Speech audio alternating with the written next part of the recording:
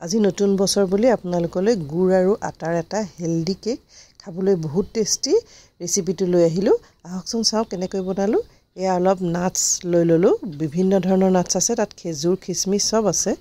আৰু তাতে ললো অকমান নাটস এণ্ড ফ্ৰুটস থকা মিউজিলি আৰু হেখিনিত ললো 1 চামুচ আটা মিলাই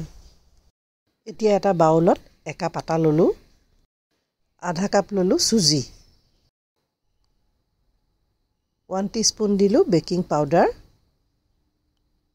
হাফ টিস্পুন দিলো বেকিং সোডা এতিয়া সকলোবিলাক ড্ৰাই ইনগ্ৰেডিয়েন্টস এনেকৈ মিলাই ললো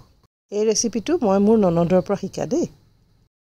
আনফালে বেলেগ এটা বাউলত হাফ কাপ ললো গুড়ৰ পাউডাৰ আপুনি এনে নরমাল গুড় ললেও হ'ব হাফ কাপ ললো দই খুব ভাল দই টেঙা নহয় হাফ কাপ ললো ৰিফাইন অইল আৰু লিকুইড ইনগ্ৰেডিয়েন্টস খিনি এনেকৈ খুব ভালকৈ মিক্স কৰি পেলালো এই কেকটোত মই ময়দা এগ ইউজ কৰা নাই খুব হেলদি এটা কেক আপোনালোকে নিশ্চয় এবাৰ বনাই খাই চাব এটো স্টেপত মোল্ডটো ৰেডি কৰি লব ধুনিয়াকৈ ময়দা ডাস্ট কৰি তেল খানি ৰেডি কৰি লব মোৰ নন ষ্টিক কাৰণে মই এনে জাস্ট অকমান তেল খানি ললো এতিয়া ড্ৰাই ইনগ্ৰেডিয়েন্টস খিনিৰ ওপৰত লিকুইড খিনি মিলাই দিলো আৰু খুব ভালকৈ মিক্স কৰি পেলালো ৰেচিপিটো যদি আপোনালোকৰ ভাল লাগিছে বনাই খাই চাই মোক কমেন্ট কৰি জনাব আৰু যিসকলে ফেসবুকত চাই আছে তেওঁলোকে ফলো কৰি লব আৰু ইউটিউবত সকলে সাবস্ক্ৰাইব কৰি লব আটাৰ এই হেলদি কেকটো ফ্ৰেণ্ডছৰ লগত আপোনালোকে শেয়াৰ কৰিব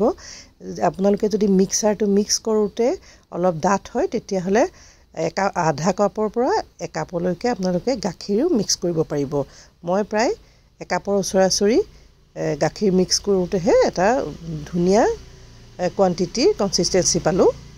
মই অলপ নাটস কেকটো ফেটি থাকুতে দিলো আৰু এতিয়া বাকিখিনি এনেকৈ ওপৰত দি দিলো যিসকলে ওভেন ইউজ নকৰে তেখেতসকলে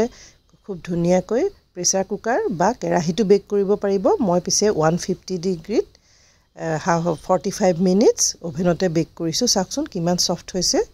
বেলেগ বেলেগ ওভেনত পাৱাৰ হিটিং সিস্টেমটো অলপ বেলেগ ধৰণৰ এটো চাক পিছৰ সাইডটো খুব সুন্দৰ হৈছে এটো মোৰ কেকটো ৰেডি হৈ গল